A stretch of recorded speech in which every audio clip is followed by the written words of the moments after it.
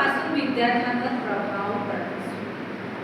एखादी टीचर इथे आल्यानंतर एखाद्या विद्यार्थ्यावर काय प्रभाव पडतो आणि इथे आल्यानंतर काय प्रभाव पडतो.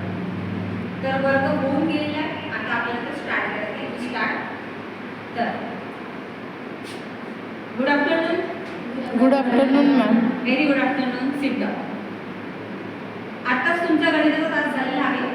आज आपल्याला विज्ञान या विषयामध्ये आता प्राण्यांचं वर्गीकरण यामध्ये अभ्यास करायचा आहे. तर मी तुम्हाला काही माहिती सांगणार आहे आणि काही प्रश्न पण विचारणार. ज्यांना प्रश्नांची उत्तर येते त्यांनी सांगायचं हातवर करू ना. मी वगैरे काही करू नका. ओके. तर बघा, तुम्हाला मी पहिला एक प्रश्न विचारते. तुम्ही प्राणी पाहिलेत का? सगळ्यांनीच पाहिलेत. हो म्हणायचं काही, सगळ्यांनीच पाहिलेत. बरं, तुम्ही पाहिलेले तुमच्या अवतारी भोवताली असलेल्या प्राण्यांची नावे सांगा. येस, हां सांगा. Very good, nice. Sit down. Again, अजून कोणाला येते? मांजर. Very good. येस, वाघ. पहिला तू कुठे पाहिलं बेटा? जंगलात पहिला. प्राणी संग्रहालय. फिरायला गेली तेव्हा पाहिला. व्हेरी गुड, छान. आणखी याच्या व्यतिरिक्त कोणाला माहिती आहे? एक तीन सांगितले, तिघींनी बघा. एकाने सांगितलं कुत्रा, एकाने सांगितलं मांजर, एकाने वाघ सांगितलं. Ma'am, yes. गाय, म्हैस, बैल. गाय, म्हैस, बैल. Okay, very good. आणखी काही प्राणी माहीत आहे का तुम्हाला? माकड, गाढव. व्हेरी गुड, छान. तर बघा, आपण सर्वांनी काय उत्तर दिली? वेगवेगळ्या प्राण्यांची नावं सांगितली मला. कुत्रा, मांजर, बैल, म्हैस वगैरे वगैरे. हां, तुम्हाला एक लक्षात आलं का हे सगळे प्राणी एकाच प्रकारचे आहेत का? नाही. नाही. बघा, आपण उदाहरण तुमचं लक्षात घेऊ. कुत्रा, मांजर, म्हैस, बकरी हे कुठे राहतात? घरी, घराजवळ. घराच्या जवळपास सापडतात तुम्हाला. ओके, आपण त्यांना काय म्हणतो? पाळीव प्राणी. माहिती तुम्हाला? कारण आपण ते घरामध्ये पाळतो म्हणून त्या प्राण्यांना तुम्ही काय म्हणता?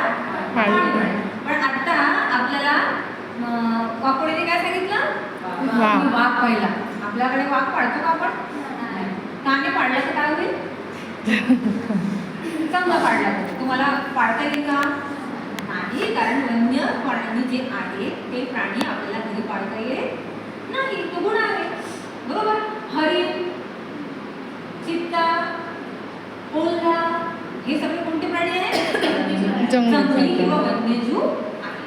म्हणजे तुमच्या एक लक्षात आले असेल की जे आपण घरात पाळू शकतो, घरामध्ये त्यांना आपण ठेवू शकतो असे सगळे प्राणी कोणते आहेत? पाळीव प्राणी. आणि काही प्राणी असे आहेत की जे हिंस्रक आहेत, जे दुसऱ्याला इजा करतात, त्यांच्यापासून आपल्याला इजा होऊ शकते असे प्राणी आपण घरामध्ये ठेवत नाही. त्यांना जंगलामध्ये ठेवलेलं असते. असे सगळे प्राणी जंगली.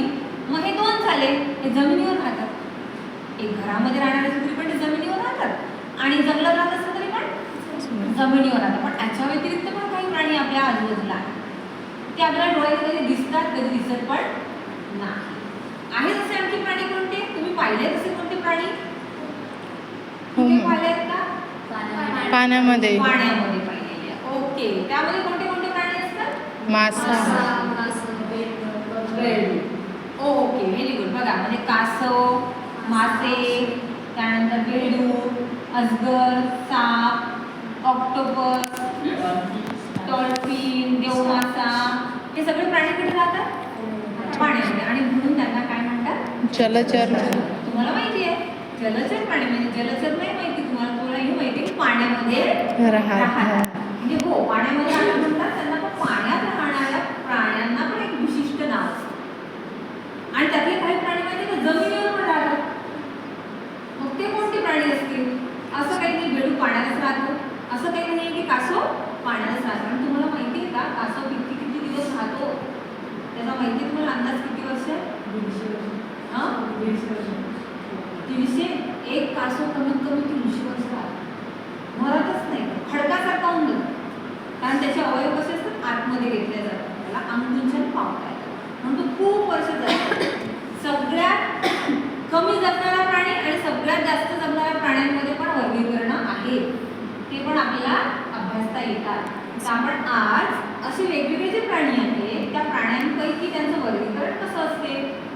त्यामध्ये जमिनीवर कसे राहतात, पाण्यामध्ये कसे राहतात, असे वेगवेगळे जे प्राणी आहेत त्यांच्याविषयीचा अभ्यास आपण करणार आहोत. त्यामधला पहिला भाग आपल्या पाठामध्ये आपण अभ्यास करणार प्राण्यांच्या वर्गीकरणामध्ये जलचर प्राणी. आज आपला जो कंटेंट आहे अभ्यासाचा तो कोणता आहे, जलचर प्राणी म्हणजे कोणते.